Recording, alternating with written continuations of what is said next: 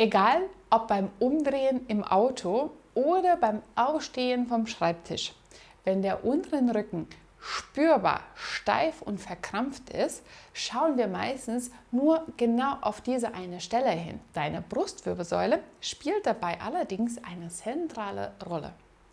Wie sie deinen unteren Rücken im Alltag entlasten kann und welche Übungen hier ansetzen, schauen wir heute uns gemeinsam an. Und wenn du jemanden kennst, der immer so da sitzt und dann noch über Rückenschmerzen klagt, dann schick ihm dieses Video. Vielleicht ist genau dieser Zusammenhang für ihn dann wichtig. Schauen wir uns kurz an, wie die Wirbelsäule als Team funktioniert.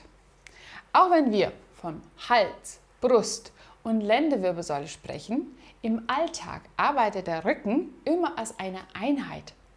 Die Einzelabschnitte haben dabei aber unterschiedliche Spezialaufgaben. Deine Brustwirbelsäule zwischen den oberen Schulterblättern bis relativ tief im Becken, die ist anatomisch hervorragend dafür gebaut, sich zu drehen und zu strecken. Deine Lendenwirbelsäule ist vor allem darauf ausgelegt, Last zu übertragen, vom Rumpf zu den Becken und Beinen, aber auch sich beugen und wieder strecken. Hat aber bei Drehung von Natur aus einen deutlich kleineren Bewegungsumfang. Wenn wir jetzt aber im Alltag viel zu viel sitzen oder uns wenig vielseitig bewegen, bleibt die Brustwirbelsäule über längere Zeit in dieselbe Position und wird etwas träge. Und jetzt wird es biomechanisch interessant. Wenn der Brustkorb sich bei einer Bewegung wenig mitbewegt, also bei der Drehung, verlagert sich die Arbeit nach unten. Der untere Rücken übernimmt dann einen größeren Teil der Drehung oder der Streckung. Also Aufgaben, für die er eigentlich gar nicht so die Hauptverantwortung hat. Das fordert das Gewebe in den Lendenbereich mehr heraus. Das kann dazu führen, dass der untere Rücken mit spürbarer Spannung und Schmerzen reagiert. Studien zeigen genau hier einen wichtigen Effekt. Menschen mit Rückenschmerzen können ihre Schmerzintensität spürbar senken, wenn sie gezielt die Beweglichkeit ihrer Brustwirbelsäule verbessert haben. Welche Übungen dafür sinnvoll sind, zeige ich dir jetzt. Für die erste Übung wirst du so eine Faszienrolle brauchen.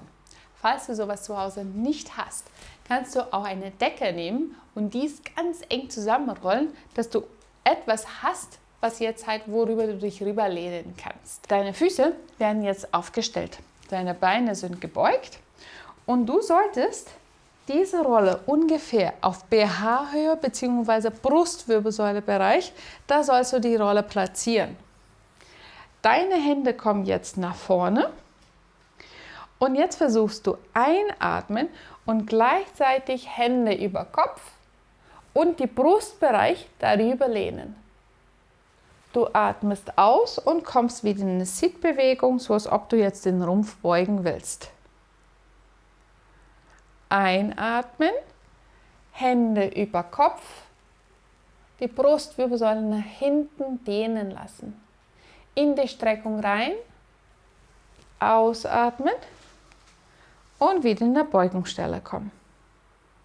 Bei vielen Patienten haben sie Schwierigkeiten, Hände über Kopf und gleichzeitig den Nacken so nach hinten fallen lassen.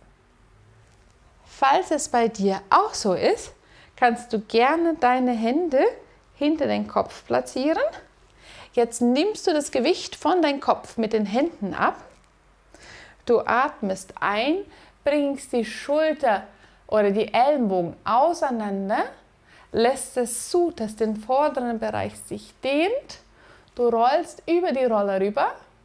Du atmest aus, bringst die Ellenbogen zusammen, aber quetscht nicht deine Halswirbelsäule. Einatmen, rüberlehnen, lass es zu, dass es dehnt. Du atmest ein, ausatmen, nach vorne kommen und wieder in die Beugung rein. Mit dieser Übung erreichst du eine Verbesserung der Streckung der Lendenwirbelsäulebereich. Gleichzeitig verbesserst du die Streckung von der Brustwirbelsäule und dehnst auch die vordere Kette von der Brustmuskulatur. Ausatmen, langsam wieder in die Beugung. Diese Übung solltest du dann für mindestens 2 Serien durchführen und im besten Fall bist du in der Lage, 12 bis 15 Wiederholungen durchzuführen. Als nächstes wollen wir nicht nur die Beweglichkeit verbessern, aber auch die Kraft von den Muskeln von deiner Brustwirbelsäule. Dafür nimmst du dann eine Decke, rollst dies dann halt ganz eng zusammen und legst dich dann mit dem Bauch auf der Decke drauf. Dein Becken bleibt unten am Boden und deine Hände platzierst du jetzt hinter deinen Kopf. Bei der Übung geht es darum, dass du den Rumpf minimal vom Boden hebst und drehst. Auf eine Seite, auf die andere Seite und dann wieder runter. Die Füße bleiben auf dem Boden, dein Gesäß ist möglichst locker. Kurz den Rumpf ein bisschen heben, rechts drehen, links drehen und dann wieder runter. Achte darauf, dass du genau dieses Hochheben von der Brustpartie hast. Dass du nicht alles nur von den unteren Rücken holst, sondern ganz bewusst von runden Rücken zu einer Streckung in der Brustbereich. Eine Seite drehen, die andere Seite drehen und dann wieder runter. 12 Wiederholungen sollen das werden. In eine Richtung, in die andere Richtung und dann wieder senken. Und diese Übung führst du genau wie die andere Übung 2-mal durch für mindestens 12 Wiederholungen. Als nächstes verstärken wir dann genau diese Drehung noch mehr. Wir fokussieren uns noch mehr auf die Extension und Rotation von der Brustpartie. Dafür gehst du jetzt in Vierfüßlerstand. Deine Beine sind hüftbreit auseinander, deine Knie unterhalb vom Becken. Deine Hände sind jetzt auf dem Boden und eine Hand wirst du jetzt im Nackenbereich legen. Als erstes drehst du den Rumpf hin, sodass du jetzt halt wegschaust und dann drehst du den Arm und den Kopf nach oben, sodass du hier deine Brust öffnest. Den Arm wird nach oben Richtung Decke gebracht. Ausatmen, nach unten drehen. Ausatmen, nach oben hoch. Einatmen, nach unten drehen. Ausatmen, nach oben hoch. Wenn du die Bewegung noch mehr nur auf die Brustwirbelsäule fokussieren willst, kannst du auch in Unterarmstütz gehen. Das hilft besonders auch dann, wenn du Schmerzen hast an der Hand. Ausatmen, nach oben weg. Einatmen, rund werden. Ausatmen, nach oben weg. Einatmen und wieder runter werden. Einatmen, nach oben weg. Ausatmen und wieder runter. 12-mal auf eine Seite. Unterarmstütz. Hand im Nacken. Du beginnst unten. Einatmen, nach oben drehen. Ausatmen, nach unten weg. Einatmen, nach oben drehen. Ausatmen, nach unten weg. Versuche ganz bewusst in dieser Partie zwischen die Schulterblätter die Bewegung auch wahrzunehmen. Und dann wieder runter. Vor allem dann, wenn du die Beweglichkeit verbessern willst, ist es wichtig, dass du die Übung langsam und bewusst durchführst. 2 Serien sollen es werden, je Seite für mindestens 12 bis 15 Wiederholungen. Wenn dir dieses Video gefällt und du mehr lernen möchtest, wie du von zu Hause aus deine Gesundheit verbessern kannst, Schmerzen lindern kannst, dann abonniere meinen Kanal. Denn ich zeige dir hier jede Woche neue Übungen für deine Gesundheit. Für die nächste Übung brauchst du wieder eine Rolle. Am besten rollst du hier wirklich ein Tuch zusammen oder eine leichte Decke, dass es weich ist und du dich anlehnen kannst. Du sitzt auf einem Stuhl. Dies ist Lehnen zu einer Heizung oder einer Tür, weil du musst jetzt dafür sorgen, dass das Gummiband an einen Fixpunkt ist hinter dir. Du beginnst mit dem Gummiband, mit dem Theraband, schon mit einer bestimmten Spannung nach hinten. Wichtig ist, dass du das Gefühl hast, dass deine Arme nach hinten gezogen werden von dem Gummiband, lehnst dich an der Rolle ran, bringst den Brust nach vorne in die volle Streckung und dann schließt du die Arme nach vorne mit dem gestreckten Ellenbogen.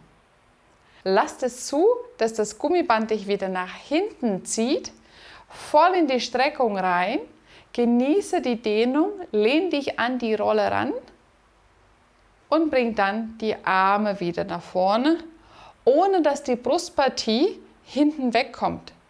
Das heißt, du lehnst dich die ganze Zeit an, lässt es zu, dass du voll in die Streckung reinkommst, die Ellenbogen sind gestreckt, deine Hände sind gestreckt und dann bringst du das Gummiband wieder nach vorne. Langsam in die Dehnung reingehen, voll gestreckt, auch die Brustwirbelsäule ist gestreckt und dann ziehst du das Gummiband wieder nach vorne zusammen. Hier sollst du spüren, wie du bewusst die Muskulatur loslässt, in die Dehnung rein, um sie dann anspannen in die volle Bewegungsausmaß, ohne dass die Brustpartie nach vorne gebeugt bleibt, sondern du die ganze Zeit in die Streckung bist. Je stärker der Widerstand vom Gummiband, desto anstrengend ist auch die Übung. Als nächstes machen wir genau das Gleiche, aber jetzt in die Gegenrichtung. Hier solltest du aber das Gummiband überkreuzen. Du überkreuzt deine Hände, lehnst dich nach vorne weg und versuchst nun, die Arme gestreckt nach hinten zu bringen, um sie dann langsam wieder in die Beugung rein. Nach vorne ablehnen, gestreckte Arme nach hinten zusammen. Kurz halten, um dann wieder loszulassen. Bei dieser Übung musst du die Spannung genau zwischen deine Schulterblätter spüren. Nach vorne anlehnen und dann wieder loslassen. Langsam Schulterblätter zusammen, kurz halten in die Endstreckung, um sie dann wieder loszulassen. Diese Übung ist super, um genau diese Partie zwischen deinem Schulterbereich und Schulterblätterbereich und vor allem auch dieses Aufrechte der Brustwirbelsäule zu verbessern. Auch bei der letzten Übung solltest du dann mindestens 2 Serien durchführen, im besten Fall sogar 3, von 10 bis zu 12 Wiederholungen oder bis du das Gefühl bekommst, dass die Muskulatur zwischen deinen Schulterblättern sich ermüdet. Diese 5 Übungen helfen dir dabei, die Beweglichkeit deiner Brustwirbelsäule zu verbessern und dadurch wird der untere Rücken entlastet. Eine Entlastung der Muskulatur kann sehr gut dafür sorgen, dass deine Schmerzen weniger werden. Ich hoffe, dieses Video hat dir gefallen. Ich danke dir fürs Zuschauen und wir sehen uns wieder beim nächsten Video. Ciao!